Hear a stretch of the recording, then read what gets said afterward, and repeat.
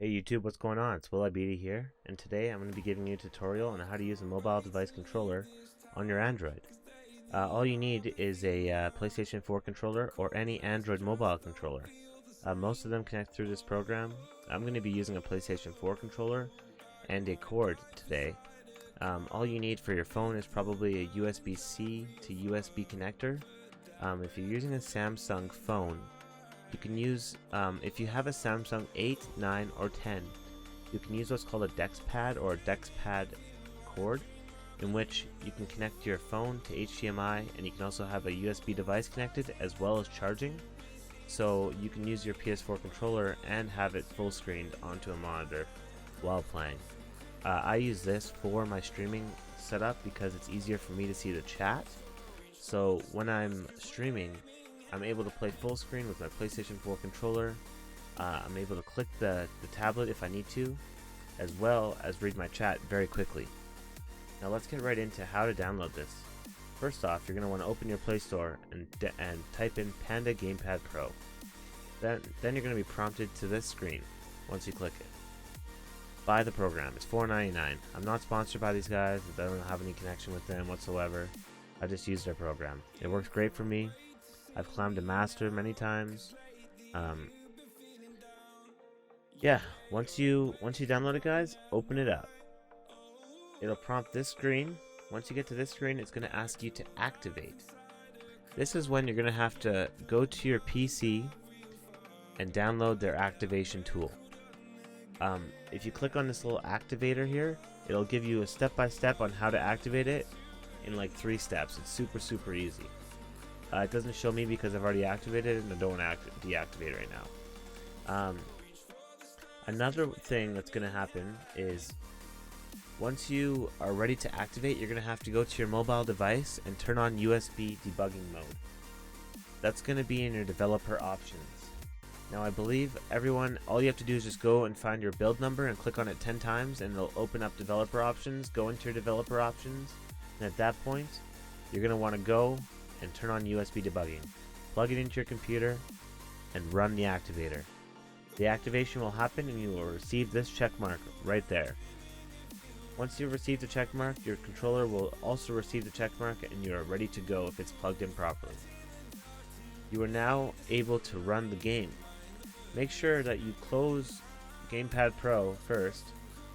Quit it. I don't even know what that was. And then open up King of Glory. Okay, we have King of Glory open now. Let's go to Gamepad Pro.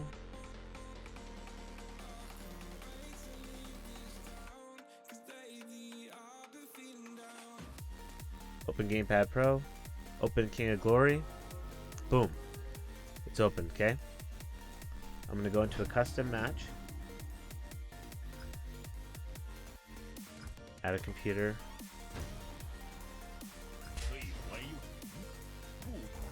Okay. Now here's my clean slate, guys.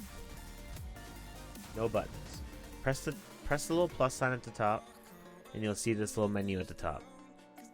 Drag over, once you get into game, drag over the SmartCast, little thing, so you just drag it into here. Okay? Drag it into the spells. I'm gonna use my left analog stick, my right analog stick with my left back bumper. For my skill 1.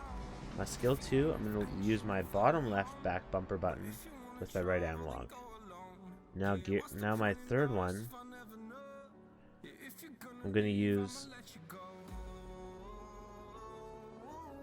Actually, you know what? My third one, I'm going to use my left analog stick and my right... Or my left back bumper and my right analog stick. My second one, I'm going to use my right back bumper and my right analog stick. Now my last one here, I'm going to add in one more skill shot, and it's going to be my right back bumper with my right analog stick. Now, add some keys. My first upgrade is going to be my left stick in, my second upgrade is going to be my right stick in, and my third upgrade is going to be my start button. Now all I'm doing, guys, is just dragging this little key button over to these areas to where I want to place them so that they work, and they're over top of the button so that they key map. This one is attack minions, which I use for my square button. This one right here is my circle button I use to attack heroes. This one here's my triangle button I use to attack turrets. I use my X button to heal and my down button to go back to base.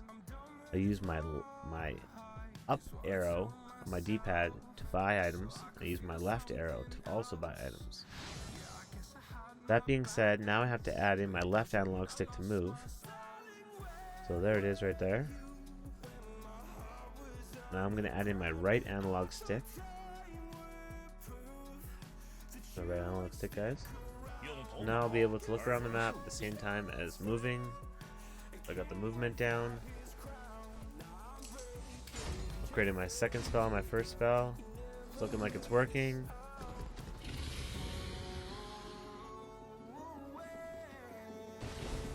Now keep in mind, guys, that when you're throwing these spells, it's easier to use characters that work with line spells.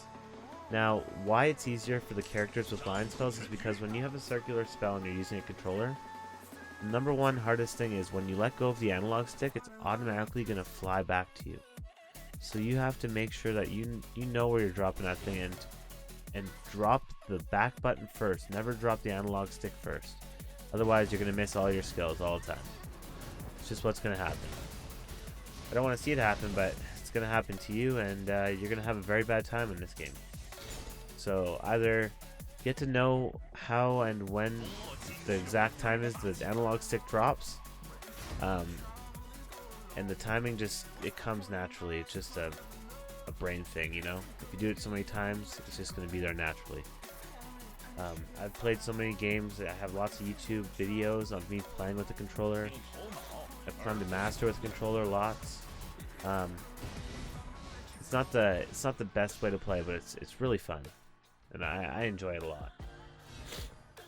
Now you can also do replays from this application. Right here, if your buttons are showing, it's just hit the little settings button, and the first setting is going to be to hide the buttons.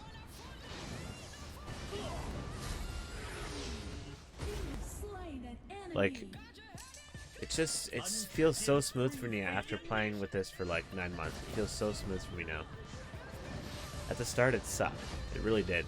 But as you guys know, this game was out on Nintendo Switch for Arenaofvalor, and I was playing it a lot, so I got used to a controller playing this game. And when I found out that it was on mobile after I found it on the Switch, it's like, wow, it's on mobile?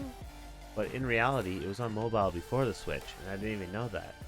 So I wish I would have found it on mobile first, and then I would never have gotten addicted to the controller. But now I'm addicted to the controller, so I feel like I'm just needing to do this tutorial so other people can play with the controller too. So if you guys use this tutorial and it helped you out and you're now playing King of Glory with the controller, be sure to give me that up like and comment below if you guys want any characters done or any other videos in regards to tutorials. I'm here if you guys have any questions. Yeah, I hope you guys all have a good day, and see you soon. But one last thing. If you guys are wanting to play KOG and wanting to have a good ping, I suggest you use this UU booster. Boost King of Glory, boys, at the top, and you're good to go. I think you'll have 140 ping. Other than that, guys, have a good day, and I'll see you shortly.